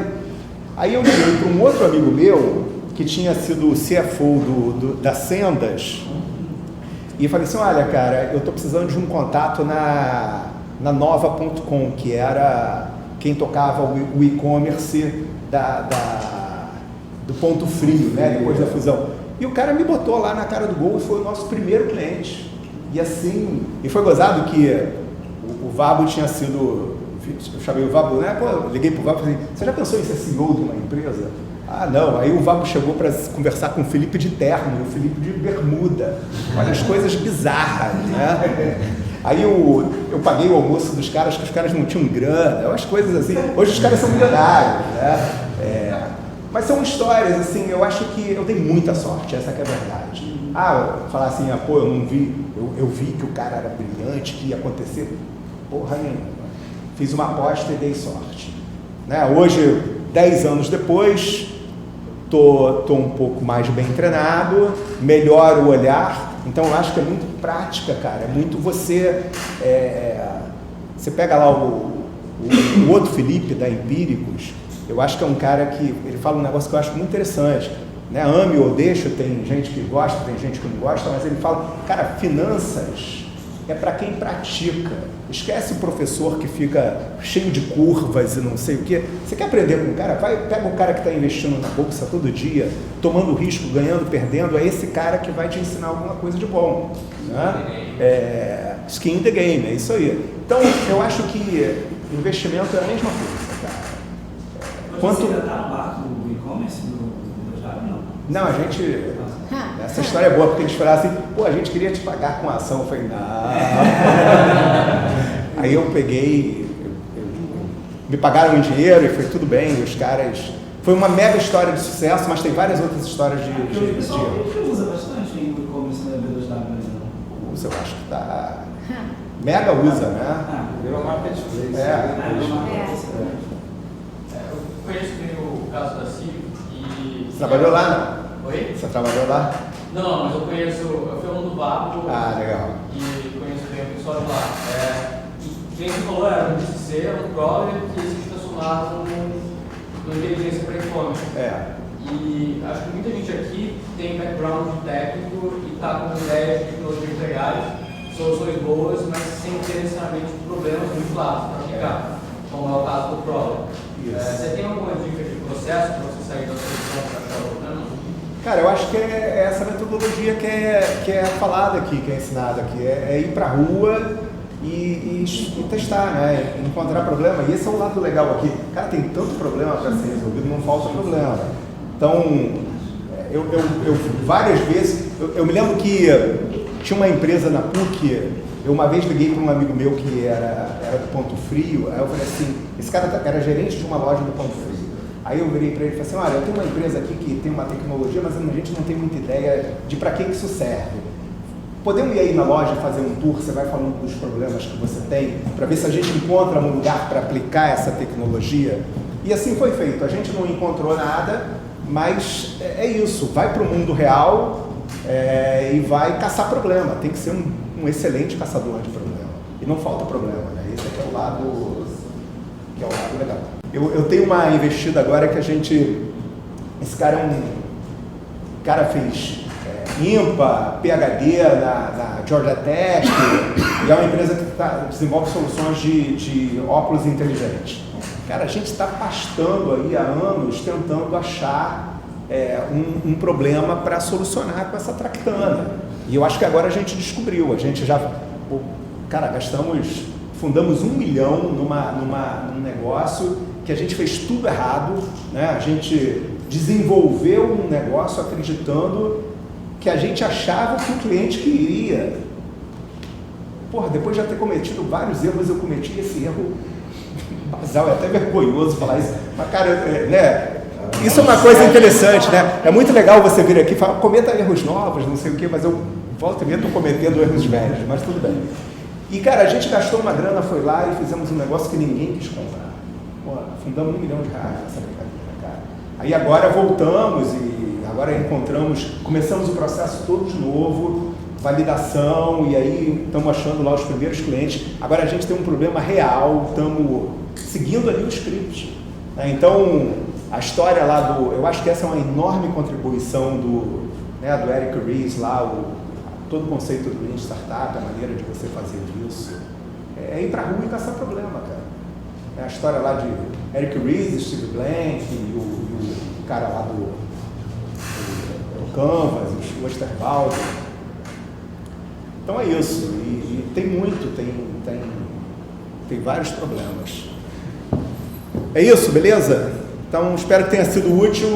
Me achem aí.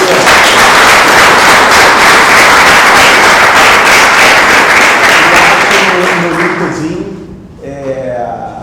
Mantenham o relacionamento. Há uns 6 meses atrás eu conheci esses caras. Falei, pô, legal o negócio, mas os caras nunca me mandaram um e-mail, né? Esse aqui é o... Então, mantenha o relacionamento. Mas eu tenho... Coisa essa cobrada, essa chamada, então, com certeza. Eu estou mapeando vocês estão sendo observados. Fica tranquilo. Sucesso é difícil, mas, cara, na hora que acerta, dá para ficar milionário. Esse é o lado legal. Né? E depois volta para ficar fazendo investimento anjo, e aí perde dinheiro todo. Mas no risk, no fun, né? Essa aqui é a brincadeira. Valeu, boa sorte aí, pessoal.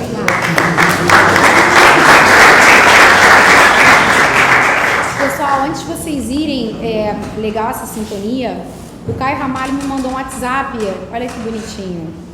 Vou ler no literal porque é dessas coincidências que o Elis falou agora. Ele falou assim: Renata, será que dá para você passar isso pro pessoal do Startup Rio? Eu falei, não sei. Peraí. Só tem 50 mensagens não lidas, gente, mas eu vou achar do Caio aqui, vamos lá.